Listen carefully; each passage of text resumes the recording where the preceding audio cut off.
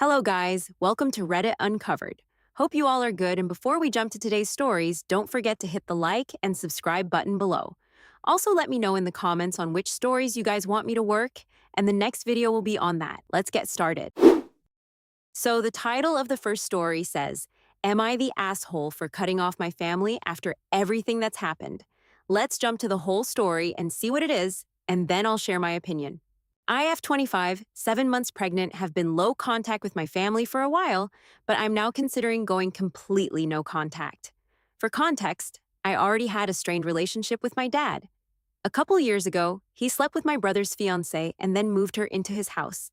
My brother and I both went no contact with him after that.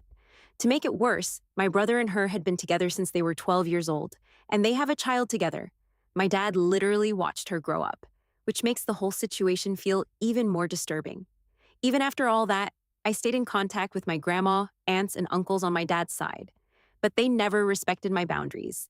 They would invite me to family events and not tell me my dad would be there. He would just show up, sometimes with my brother's ex-fiancée. It got to the point where I stopped going because I felt blindsided every time. Whenever I tried to explain why I was uncomfortable, they told me not to judge my dad, said it wasn't their problem, and even claimed it might just be a rumor my mom made up despite actual proof, camera footage, and messages confirming the relationship. The only person in my family who supported me and my brother was my uncle. I'll call him Adrian. He distanced himself from my dad too because he didn't agree with what he did. In 2024, Adrian was hit by a van while riding his bike. He suffered a traumatic brain injury, was in a coma for weeks, and spent about 6 months in the hospital. He survived, but he hasn't been the same physically or mentally since. Lately, his mental health has declined a lot. He posts long, incoherent things on Facebook, talking about things that don't make sense and exposing family secrets. It's very clear he needs help. Instead of helping him, my grandma told me she's embarrassed by his behavior and thinks it's better to distance herself from him. This really upset me because she has no problem staying in contact with my dad, even after everything he did. But now that my uncle is clearly struggling mentally, she wants to step away. I've tried multiple times to ask my family what they're doing to help him. And they always say things like, we'll check on him, or we're looking into it, but nothing ever actually happens.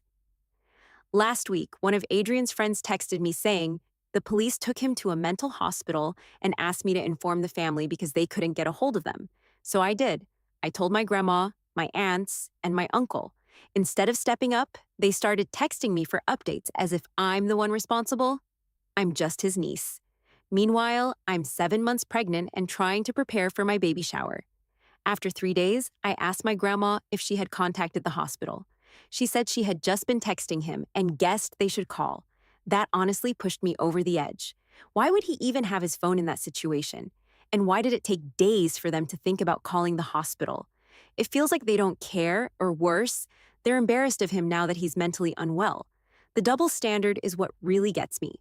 They defend and support my dad after what he did, but they distance themselves from my uncle when he clearly needs help. At this point, I don't feel like I can support or be around people who think this way. So AITAH if I cut them off completely? Okay, so this was the first story, and to be honest, I'll vote it as NTA, not the asshole. What your dad did is really disgusting, and it's not only his fault, but your brother's ex-fiance's fault too, and it's completely wrong. And I genuinely feel sorry for your uncle, and I really hope things gets easier for him soon. If no one is standing with him in this hard time that he's been going through, you grandmother should do, at least, but unfortunately, she isn't as you just mentioned in your story. If they can't stand with their family member in the hard times and having double standards, then what's the point of having a family? I think it's better to cut them off completely. The rest, I leave it on you guys. Comment section is always open for you. And let's jump to the next story. Okay, guys, this is the second story of the day, and title says, Am I overreacting for getting out of his car and Ubering home after a message popped up on the dash? I, 20F, have been with my BF, 22M, for about a year and a half. We live in the same city, and I'm at his place basically every night. I really thought we were on the same page about everything until last night. We were driving to get food, and his phone was plugged into the car for the GPS. A message popped up on the screen from a girl's name I didn't know, and it literally said, Are you coming over later? I miss you. I just froze. I didn't even yell, I just asked who that was, and he immediately ripped the cord out of his phone and started acting super jumpy. He told me I misread it and that it was actually a text from his sister asking about dinner. I told him his sister has a different name, and he just started raising his voice saying, I'm paranoid and always looking for a reason to fight. He wouldn't show me the phone and kept saying I was invading his privacy by staring at his screen while he was driving. He literally told me I'm being delusional and that my anxiety is ruining a good thing. I told him to pull over at a gas station, and I just got out and called an Uber because the gaslighting was making me feel like I was actually losing it.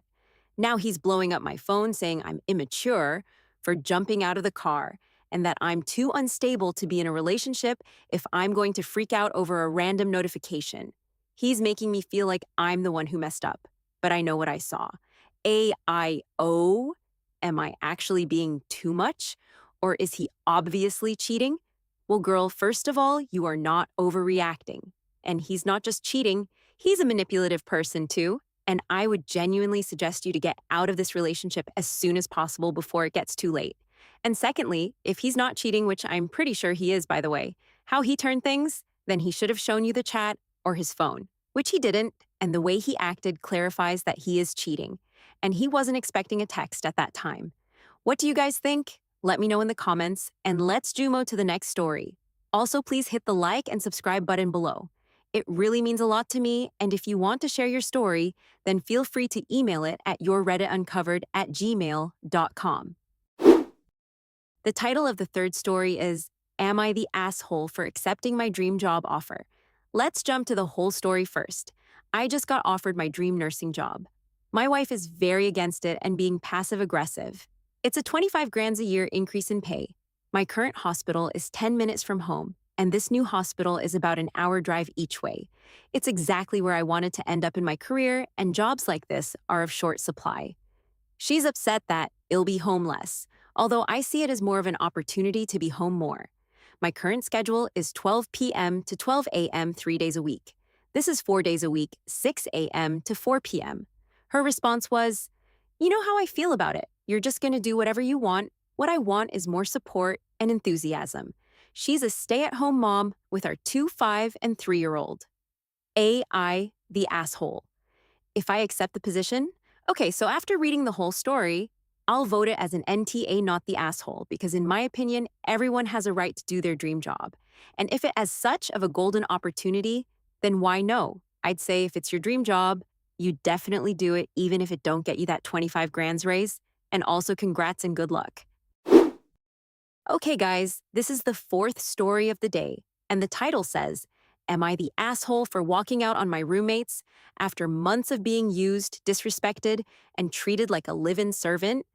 A few years ago, a guy from my job invited me to move in with him. We got along, so I figured it would be a decent setup. What I walked into was not that. We split rent 50-50, but he, his wife, and their daughter had 2 full bedrooms while I was literally sleeping on the couch. No door, no privacy, no space that was actually mine. We all worked the same 10-hour graveyard shift at Amazon, and they were supposed to be my ride. But they constantly left early, showed up late, or skipped shifts entirely. So even though we worked the exact same job, I was the one paying for Uber and Lyft most nights, just to avoid getting written up. And then there was the weed. I bought dabs regularly, and every single time I came home after a brutal shift, they were gone, smoked, vanished, not even an apology, just empty containers and the smell of someone else's good time. Meanwhile, when I tried to sleep after work, they were loud as hell. I'd get maybe 4 hours of sleep before having to drag myself back to another 10-hour shift. I was exhausted all the time. I bought my own food, I did my own laundry, I kept my tiny couch corner clean. I barely existed in that apartment. And still, his wife constantly complained that I wasn't cleaning their messes, like the chaos their kid made, or the kitchen I didn't even use. I ate fast food just to avoid being blamed for dishes. So let's tally this up. Paying half the rent for a couch, no privacy, no sleep. Paying for rides they were supposed to give me, all my weed disappearing. Being yelled at for messes I didn't make. Eventually, I said, screw it. I went to visit a girl for the weekend, and she asked if I wanted to move in. Honestly, It felt like the first lifeline I'd been thrown in months. I said yes. When I went back to get my stuff, they had stolen my Xbox Series S and thrown away my $300 Wi Fi router. Just straight up took it. No explanation. I left on the 25th, confirmed on the 27th that I wasn't coming back, and told them I wasn't paying for the next month because I wasn't living there anymore. AITA for finally leaving and refusing to pay another month after everything they put me through? Well, what you did is the right thing, but your only fault is that you stood up pretty late and you should have gotten what they owe you for your damages. You're not the asshole in this case. In fact, they are, and I just don't understand what kind of people they are. You know, guys, sometimes I feel like this world is full of stupid people who are always trying to snatch what's yours. I'll leave the rest on you guys, and you can drop your opinions in the comment section below, and I'll vote it as NTA. All right, guys, this is it for the day. Don't forget to like the video and subscribe to Reddit Uncovered, and I'll see you in the next video. Till then, stay safe, stay healthy. Bye.